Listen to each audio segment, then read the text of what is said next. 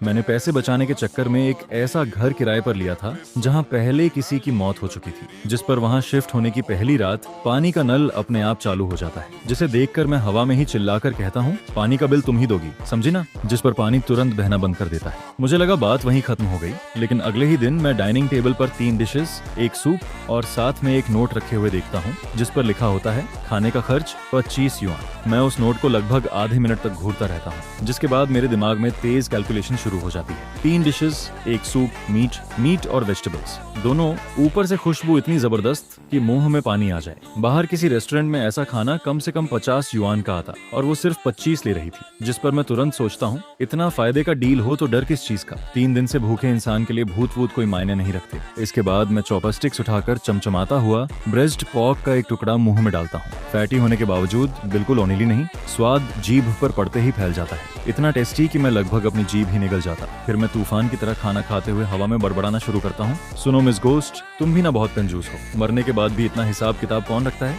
थोड़ा open minded नहीं हो सकती क्या? जिस पर पूरा कमरा शांत पड़ा रहता है, सिर्फ मेरे चबाने की आवाज गूंजती रहती है। खाना खत्म होने के बाद मैं जोर की डकार लेता हूँ और फिर तेल से भरे बर्तनों को देखकर मेरी आलस वाली बीमारी वापस जाग जाती है, जिस पर मैं जानबूझकर सारे बर्तन सिंक में डालकर छोड़ देता हूँ बिना धोए, जैसे मैं अपनी गोस्ट रूममेट की लिमिट टेस्ट कर रहा हूँ। अगली सुबह हल्की खटपट की आवाज से मेरी आंख खुलती है। मैं धीरे धीरे किचन की तरफ जाता हूँ, जहाँ सारे बर्तन चमकते हुए साफ रखे होते हैं और बेहद नीटली अरेंज किए गए होते हैं। साथ में फिर एक नोट रखा होता है, बर्तन धोने की फीस 5 युआन पर टाइम, महीने के आखिर में पेमेंट, जिसे पढ़कर मैं हंसते हंसते चिढ़ जाता हूँ। वाह कमाल है, 20 साल की जिंदगी में पहली बार इतनी प्रिंसिपल वाली घोस्ट देख रहा हूँ, जिस पर मेरा कम्पिटिटिव मूड पूरी तरह जाग जाता है। इसके बाद मैं जानबूझकर कूड़े का बैग दरवाजे के बीच में छोड़ देता हूँ ताकि रास्ता ब्लॉक हो जाए, और मन ही मन सोचता हूँ, अगर इतनी कैपेबल हो तो इसे भी फेंक कर दिखाओ। अगले दिन गार्बेज बैग गायब होता है और दरवाजे पर एक नोट चिपका होता है, कितने गंदे इंसान हो तुम। उस रात मैं ओवरटाइम करके बुरी तरह थका हुआ घर लौटता हूँ। जैसे ही अंधेरे में स्विच ढूंढने लगता हूँ, तभी लिविंग रूम की लाइट अपने आप जल उठती है, जिस पर मेरे दिल का एक कोना अचानक नरम पड़ जाता है। लेकिन तभी सीलिंग लैंप से एक छोटा नोट लहराते हुए नीचे गिरता है, तुम्हारे लिए लाइट ऑन की थी,